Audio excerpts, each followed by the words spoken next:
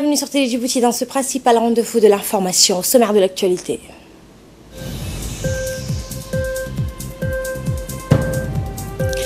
Et ouverture de la seconde conférence des académies diplomatiques des États membres de l'IGAD. Dans l'actualité internationale, la bataille pour Tripoli s'enlise en Libye. Bonjour et bienvenue à toutes et à tous. La conférence des présidents respectifs des commissions permanentes et des groupes parlementaires s'est tenue aujourd'hui dans les locaux de l'Assemblée nationale. La rencontre est intervenue dans le cadre du démarrage de la 3e session ordinaire de la 8e législature. Il s'agissait pour les participants de fixer l'ordre du jour et la date de la prochaine séance publique. Lors de cette conférence, le gouvernement était représenté par M. Momin Ahmed Cher, ministre de la Justice et des Affaires pénitentiaires chargé des droits de l'homme.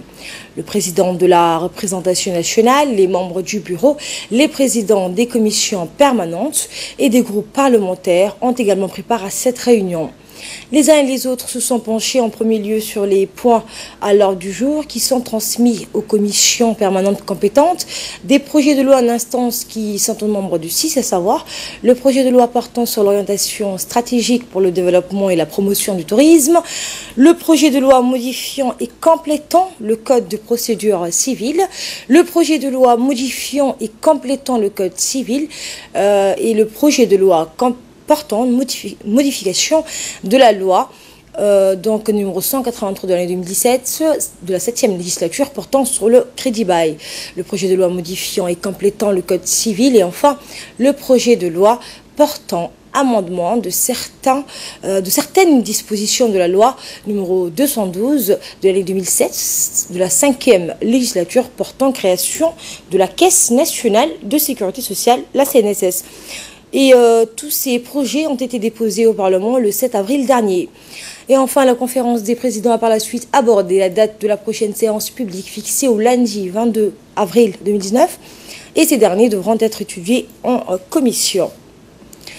Je vous le disais en titre, la 2e conférence des académies diplomatiques des États membres de l'IGAD s'est ouverte ce matin à l'Institut sous le leadership du chef de la diplomatie djiboutienne, Mohamed Ali Youssouf.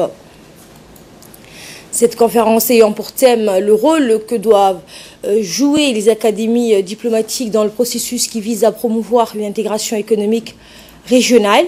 Cet atelier sur la diplomatie et l'intégration économique régionale arrive à un moment où la région de l'IGAD est en train d'arriver à un carrefour, au moment où des relations normales sont établies entre les États membres et où le développement économique devient un facteur majeur pour renforcer la sécurité et la stabilité sociale dans la région. L'intégration économique régionale apparaît comme la meilleure stratégie pour atteindre cet objectif dans un monde globalisé, témoin de tensions commerciales, de problèmes environnementaux et de problèmes sociaux. Durant ces 2 jours, ce séminaire invitera des représentants du service extérieur de 8 États membres et le secrétariat de l'IGAD à développer le rôle du service extérieur dans le processus de conception de politiques visant à promouvoir une intégration économique régionale réussie. Version majoritairement tolérante d'islam, son identité nationale mixte, et là, je trouve que c'est quand même, je suis maintenant 3 ans ici, c'est très souvent, tu rencontres des Djiboutiens qui parlent l'afar, le somali, l'anglais, le français, même l'amérique. Alors, vous êtes vraiment bien placé à faire un hub régional, et pas uniquement dans les activités du port, et du transport et des activités logistiques, mais aussi dans la formation. Je peux imaginer des exemples. Par exemple, une école de pilotage à Djibouti, pour la région, pourquoi pas. Récemment, le ministre a inauguré l'académie de la gendarmerie régionale, avec ses 3 P, l'académie École internationale de perfectionnement à la police, de la police judiciaire, et I3PJ, et évidemment aussi votre institut diplomatique qui a maintenant organisé pour le 2e fois ce séminaire. Les différentes approches de l'intégration économique régionale, d'une zone de libre-échange à une union douanière, un marché commun et une union économique seront également au menu des discussions durant ces 2 jours. Quelles sont les implications des différentes approches, des points de vue commercial, économique, politique et social, et les principaux obstacles, les raisons des lacunes potentielles seront également l'essentiel des questions qui se posent. Dans son intervention, le ministre des Affaires étrangères, Mohamed Ali Youssouf, a indiqué que la tenue de cette conférence coïncide aussi à un moment où notre région traverse un tournant de son histoire à cause de sa position géostratégique, tout proche du Moyen-Orient, fortement secoué d'une part par la tension entre le Qatar et les pays du Golfe, et d'autre part le duel pour le leadership régional entre l'Arabie Saoudite et l'Iran, ravivé par la guerre du Yémen. L'arrivée au pouvoir du Premier ministre éthiopien Abiy Ahmed et son rapprochement avec l'Érythrée a créé une dynamique positive en matière de paix, a-t-il dit, et de sécurité dans la région. La rencontre à Jeddah du président Ismaël Omar Guelleh et son homologue érythréen, née de la médiation saoudienne, est une voie tracée vers le dégel des relations entre nos 2 pays, a-t-il dit.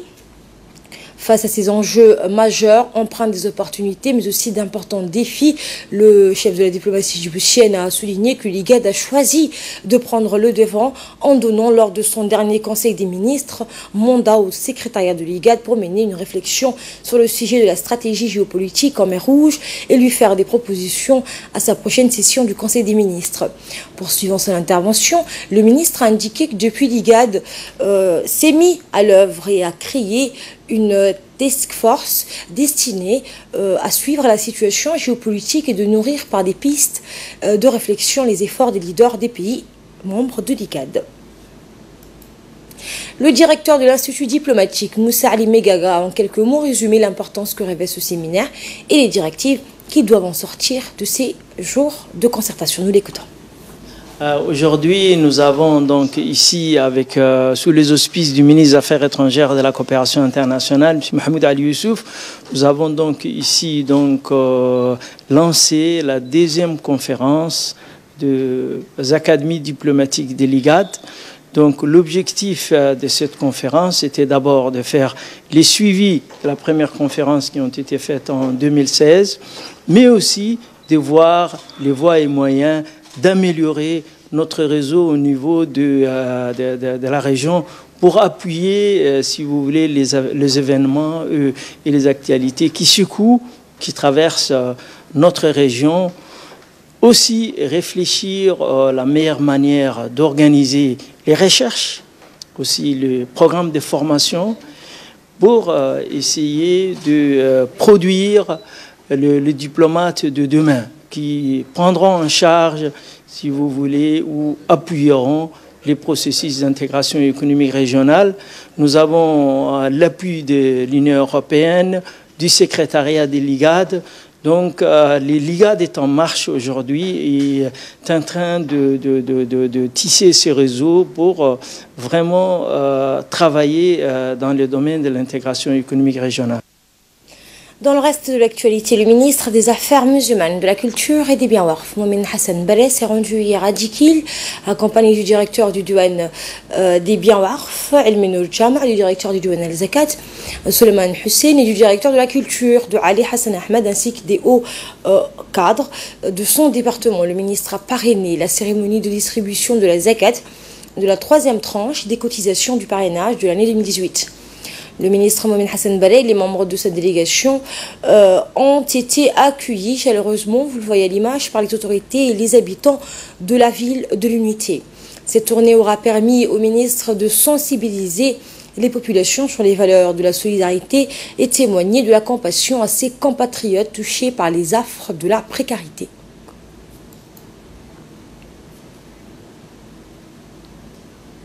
Dans une intervention faite à cette occasion, le ministre Momin Hassan Baleh n'a pas manqué de rappeler que le Diwan al-Zakat, devenu en quelques années le socle de l'entraide, a vu le jour grâce aux efforts du président de la République. Il a également souligné que le succès de cette institution découle de l'implication directe et surtout constante des plus hautes autorités du pays. Le ministre des Affaires musulmanes, de la Culture et des Biens Warf a lancé un appel pressant aux entrepreneurs issus de ces différentes régions afin qu'ils puissent s'acquitter de leurs devoirs et obligations de la zakat. La zakat est obligatoire pour tout musulman solvable. Donc a-t-il insisté sur un autre volet. Le ministre s'est félicité de l'augmentation année après année du nombre d'orphelins parrainés. Je tiens, a-t-il dit, à remercier tous ceux et toutes celles qui ont pris l'initiative de participer à l'amélioration des conditions de vie de nos enfants orphelins. Également dans l'actualité, le ministre délégué en charge de la décentralisation, Hamadou Mohamed Al-Amis, a reçu aujourd'hui l'ambassadrice de la République fédérale d'Allemagne auprès de la République de Djibouti. À cette occasion, le ministre a évoqué les disparités existantes entre la capitale et les régions de l'intérieur et entre les chefs-lieux des régions de l'intérieur et leurs zones rurales en matière de développement et des infrastructures de base.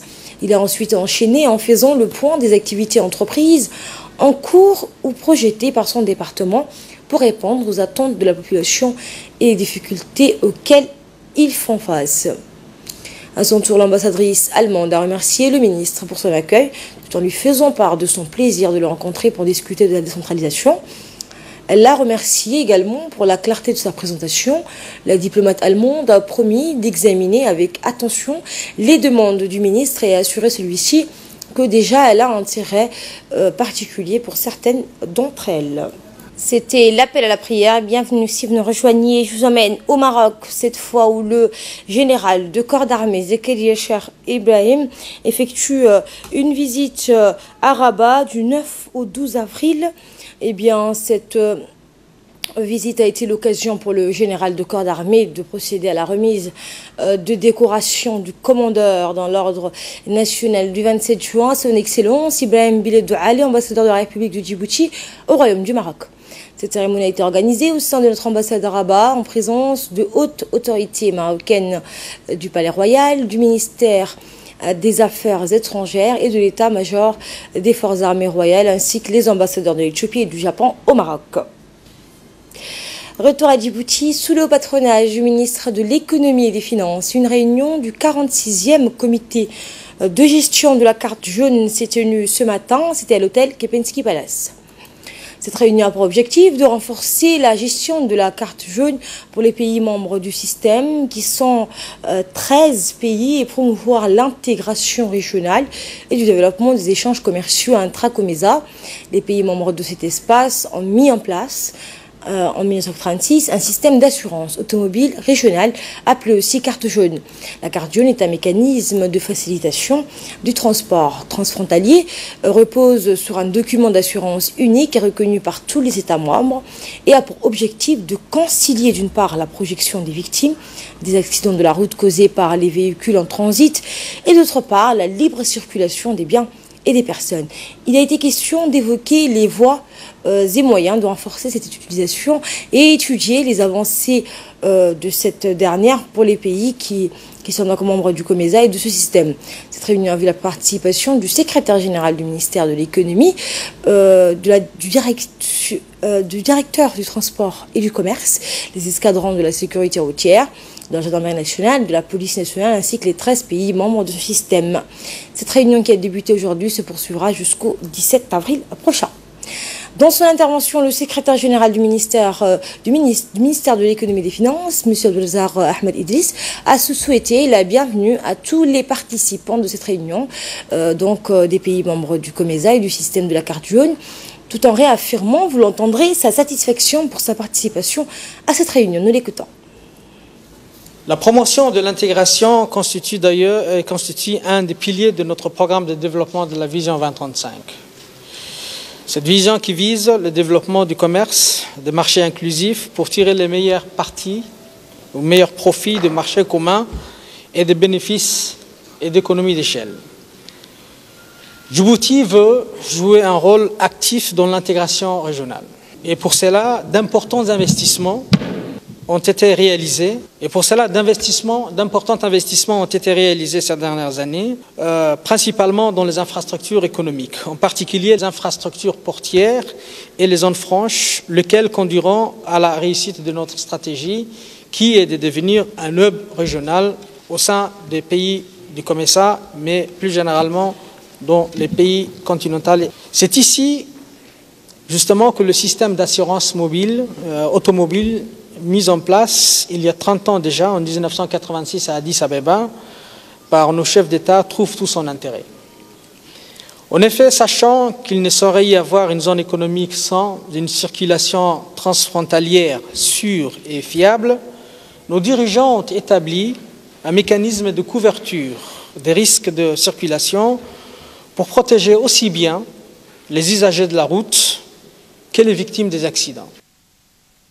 Et de là, nous passons à ce qui domine l'actualité internationale. La bataille pour Tripoli, s'enlise. S'emparer de Tripoli, la capitale libyenne, c'est l'objectif des forces du maréchal Khalifa Haftar, l'homme fort de l'Est du pays. Depuis 10 jours, les combats font rage entre son armée nationale libyenne et les forces du gouvernement d'union nationale basées à Tripoli. Après 10 jours d'affrontement, c'est le statut sur le terrain. Les combats ont lieu donc sur les mêmes lignes du front et le bilan est lourd. L'Organisation mondiale de la santé parle de 120 morts.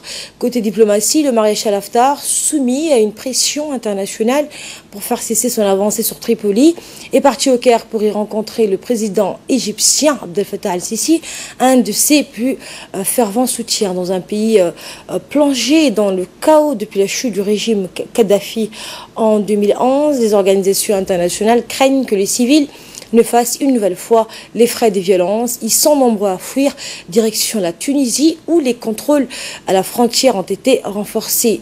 L'ONU fait état de 13 500 personnes déplacées en raison des combats.